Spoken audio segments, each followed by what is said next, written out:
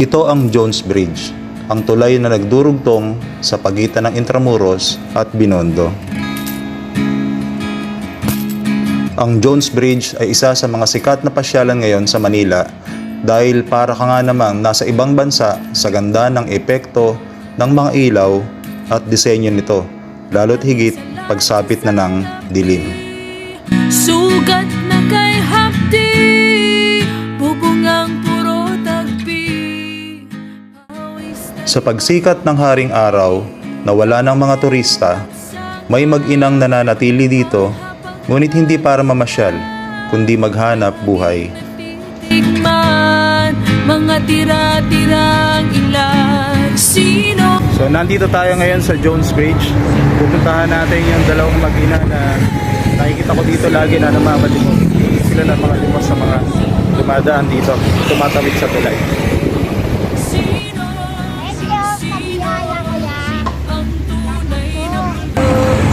Anong pangalan niya, te? Anak.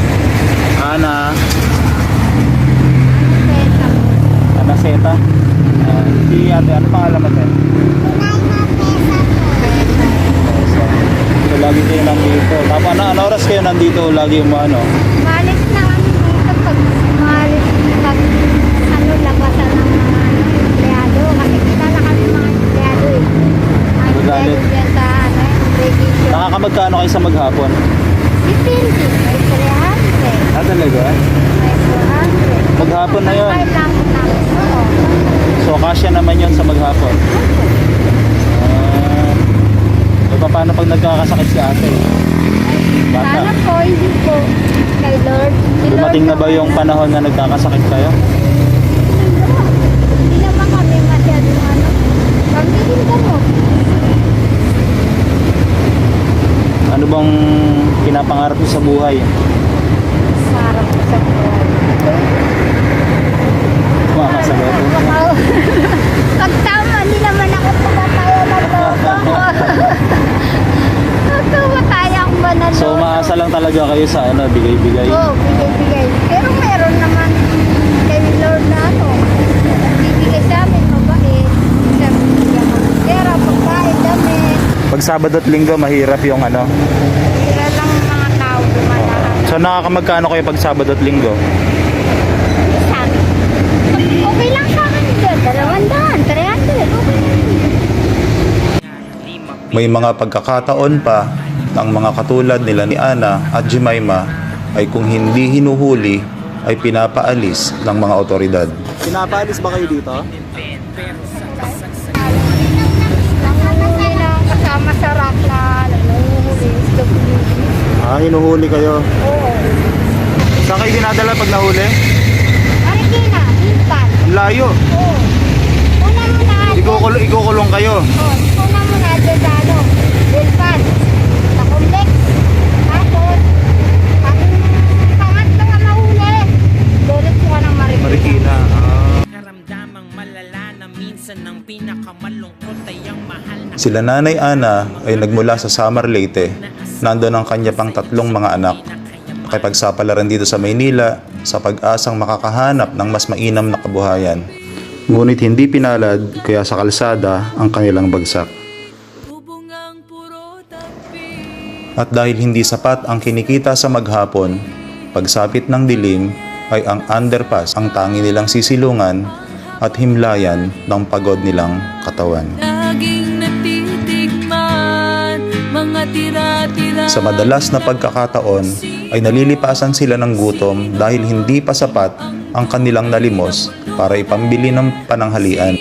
Kaya kung minsan ay umaasa na lang sila kung may magbibigay ng tinapay o pagkaing kanin at ulam. Sino ang tunay na pulube? Sino? Ngunit ang kanilang kalagayan ay hindi naging hadlang kay Jemima para mangarap. Paglaki mo? Pulis. Bakit? Para mawali ko pa yung mga magnanakaw. Ah, talaga. Saka mamandarokot dito. Ah, madami mandurukot dyan, huli mo.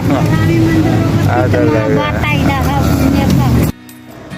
Ang karapatang pantao ay hindi lamang sigaw ng mga taong nakakaranas ng pang-aapi o panggigipit. Ito ay sigaw din ng mga katulad ni Nanay Ana at ni Jemima na hindi makamit ang karapatang mamuhay ng normal dahil sa kahirapan. Walang disenteng bahay na matutuluyan, walang malambot na higaan sa gabi, walang masarap na pagkain sa pagkainan, walang magarang damit kahit pagaling sa ukay-ukay. Isang bata na sa halip ay naglalaro, ay naghahanap buhay para maitawid ang bawat araw. Si Nanay Ana at Jemima ay ilan lamang sa mga Pilipino na pinagkaitan ng karapatang magkaroon ng disenteng pamumuhay. Ngayon, ano ang ambag mo para mabigyan ng karapatan ang bawat Pilipino na mabuhay ng normal? Nawa ang lahat ng lokal na pamahalaan ay magkaroon ng magandang pasilidad at programa na makakatulong sa mga katulad nila Nanay Ana at Jemima na makaahon sa kahirapan at matupad ang pangarap, hindi para sa kanyang sarili, kundi sa bansang Pilipinas. Isang lumang baso ang laging hawak para maitawid ang buhay at makamta ang pangarap. Ako po si Joel Del Rosario para sa Through the Lens, a short documentary. Unin gaano katalas ang kahirapan, subukang salatin nang malaman suotin mo ang tsinelas na patid o sa tuwing lala